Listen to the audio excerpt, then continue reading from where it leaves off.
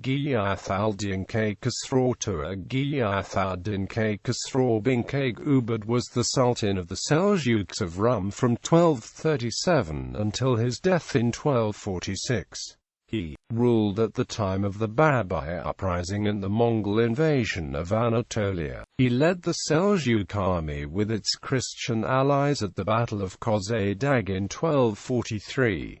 He was the last of the Seljuq sultans to wield any significant power and died a vassal of the Mongols. Succession. Kaykhusraw was the son of Kayqubād and his Armenian wife Anatolia.He, the daughter of Ghiyāth. Although Kaykhusraw was the eldest, the sultan he had chosen as heir the younger Is al-Din, one of his two sons by the Ayyubid princess Ghaziyah, daughter of Emir al-Aziz Muhammad of Aleppo. In 1226 Kayqubād assigned the newly annexed Erzincan to Kaykhusraw. With the general Kamyar, the young prince participated in the conquest of Erzurum and later Alat. In 1236–37, raiding Mongols assisted by the Georgians devastated the Anatolian countryside as far as the walls of Sivas and Malatu. Since the Mongol horsemen disappeared as quickly as they had come, Kayqubād moved to punish the Georgian allies.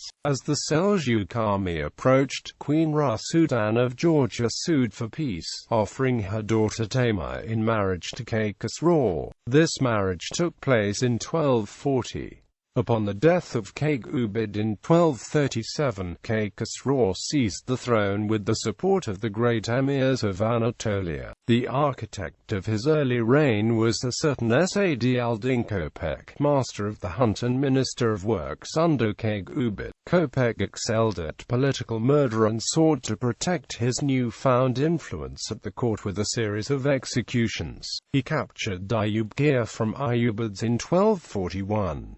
The Barber Richek rebellion. While the Mongols threatened the Seljuq state from the outside, a new danger appeared from within. A charismatic preacher, Barber Richek, was fomenting rebellion among the Turkmen of Anatolia. Nomadic Turkmen had begun moving into Anatolia a few years prior to the Battle of Manzikert. After 1071, Turkish migration into the region went largely unchecked. Both the number and the persuasive power of the religious leaders, nominally Islamized shamans known as Babas or Deeds, played a large part in the conversion of formerly Christian Anatolia. The Persianized Seljuk military class expended considerable effort keeping these nomads from invading areas inhabited by farmers and from harassing neighboring Christian states. The Turkmen were pushed into marginal lands, mostly mountainous and frontier districts. Barber Richek was one such religious leader. Unlike his predecessors, whose influence was limited to smaller tribal groups, Barber Richek's authority extended over a vast population of Anatolian Turkmen. It is not known what he preached, but his appropriation of the title Rasul, normally applied to Muhammad, suggests something beyond Orthodox Islam. The revolt began California, 1240, in the remote borderland of Kafka in the eastern Taurus Mountains and quickly spread north to the region of Amasya. Seljuk armies at Malatya and Amasya were destroyed. Soon the very heart of Seljuk Anatolia, the regions around Kayseri, Sivas, and Tokat, were under the control of Barber Richek's supporters. Barber Richek himself was killed, but the Turkmen continued the rebellion against the central Seljuk authority. The rebels were finally cornered and defeated near Köse, probably in 1242 or early 1243.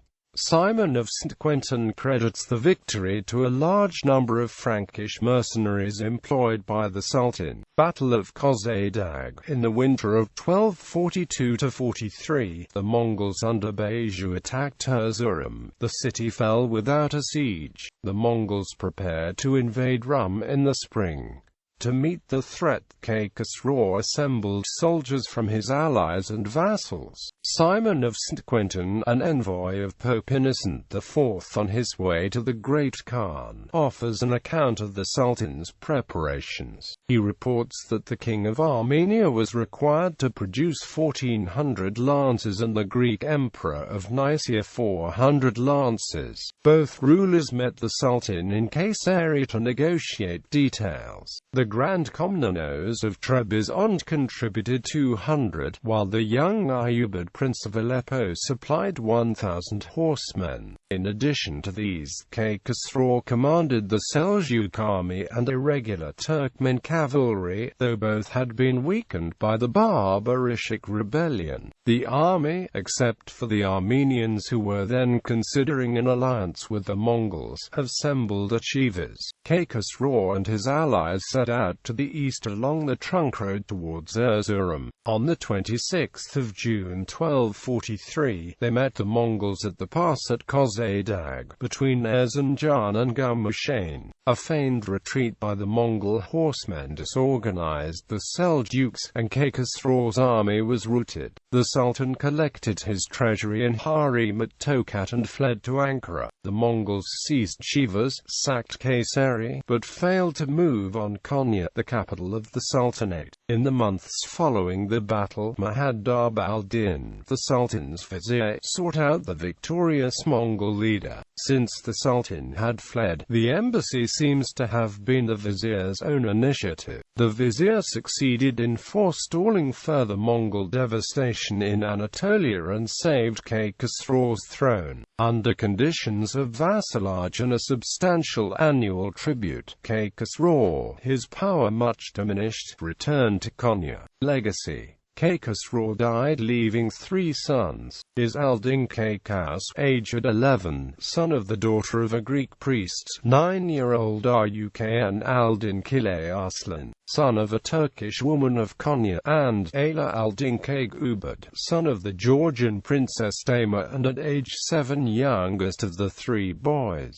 Kaykhusraw had named his youngest child Kayqubād as his successor, but because he was a weakly child, the new vizier Shams al-Din al-Isfahani placed Kayqubād's 2 underage brothers Kaykhus II and Kaykhusraw IV on the throne as well as co-rulers. This was an attempt to maintain Seljuq control of Anatolia in the face of the Mongol threat. Although weakened, Seljuq power remained largely intact at the time of Kaykhusraw's death in 1246.